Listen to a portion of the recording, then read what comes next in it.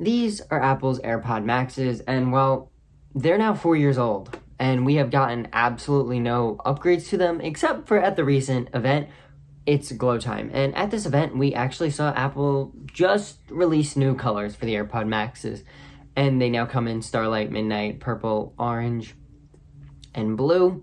So we lost some of the old colors of green, black, white, pink, and then now we have the new colors. I personally, to no surprise at all, have the blue ones, and these have been the absolute best headphones I have literally ever owned. Now, the AirPod Maxes come in at $550, and that is definitely a hefty price tag to pay, especially for the new but old AirPod Maxes that are 4 years old internals. But we do have to talk about one very interesting thing that they did choose to do, and that was give it USB-C. So the old ones use Lightning, and because of the EU legislation, Apple had to add USB-C to be able to continue selling their headphones and all the other products in the EU.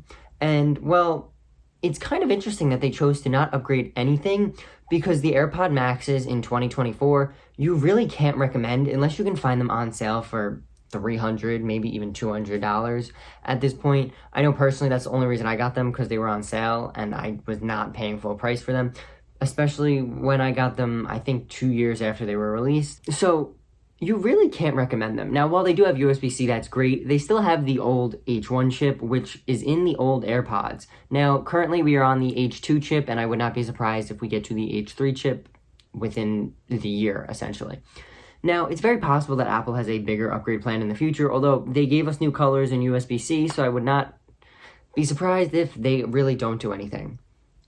Now, the H2 chip provides a lot more quality of life features that we currently have with AirPod Pro 2s and even the new AirPods 4. So the H2 chip brings better noise cancellation, better transparency mode, adaptive mode, where it'll kind of allow you to hear certain sounds but dim out those louder sounds, so you can be still immersed in your music that you're listening to, but also be able to hear people around you, which is very nice, as you don't have to kind of have the music low enough that you can hear with transparency mode and all these other things. Now, the AirPod Pro 2s also just got cleared for their hearing aid features. So these AirPod Pro 2s are a complete, essentially, I guess, different level than the AirPod Maxes, and they have basically none of the same features besides transparency mode, noise cancellation, and that's it. But noise cancellation is 2 times better. Transparency mode is better on the Pros. And personally, I find myself less and less inclined to use these. Now, my wish list for the official AirPod Max's second generation is, of course, that an H2 chip or even the H3 chip, which will bring more improvements. But we haven't heard anything about H3, so I'll take the H2 for now. And also a better case. So when Apple released the new ones, they of course got the new color. They of course got the matching case. Well, this case, in my opinion, is absolutely one of the worst designs because it leaves open the headband, and this is made from like the silicone or fluoroelastomer, like the watch bands and iPhone cases. And I honestly would not be surprised if this got completely destroyed in someone's backpack because, well, this is not protected. It also has this nice mesh here in the middle that as I poke on, I honestly would be a little concerned with in a backpack, is there's a lot of things that can damage them in your backpack. Now, these are probably some of the best well-designed headphones that I have ever used, especially for over-the-ears, because when you put them on, the weight is distributed to essentially like your ears. It's not sitting on the top of your head like some other over-the-ear headphones do, and this is something that I really like due to the fact that it's not here, and I don't feel this, heavy pressure and I have to take them off after a while. I can wear them for hours on end, and I have worn them hours on end. These headphones are great for traveling. They have 18 hours of battery life, which is just insane. Probably only charge these about 30 times, I want to say, and I haven't noticed any issues with battery or anything. And they still do get software updates with iOS 18 and Apple's AirPods firmware, so they still do get updated. But as I said before, they are missing out on a lot of those features like the AirPods Pro have. And these do have Find My integration, but it's nothing like the new AirPod Pros do, where it'll basically pinpoint you exactly to it like the Apple Watch and the iPhone do with the AirTags and all of that. So I would like to just see that kind of all get upgraded, but that is all tied into the H2 chip.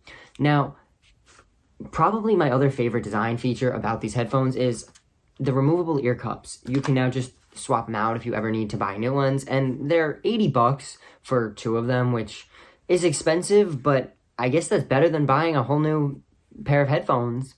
Now, there definitely are better headphones out there because of how old and dated these are than maybe around that price point, maybe a little more expensive. But you don't get the build quality and also just the Apple experience. You know, you open them next to your iPhone, they pair, they just work is the best way to describe it.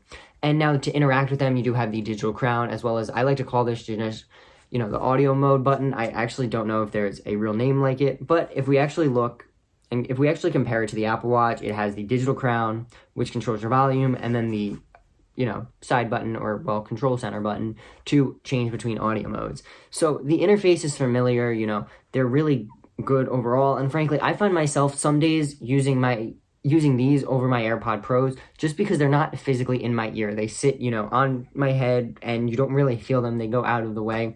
Although I would like to see Apple fix this, because I have big ears and they are the only thing that hold them on my head, because otherwise they would fall right off my head.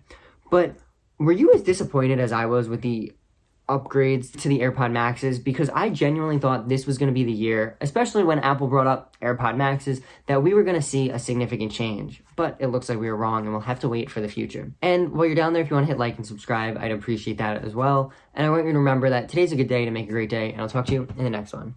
Peace.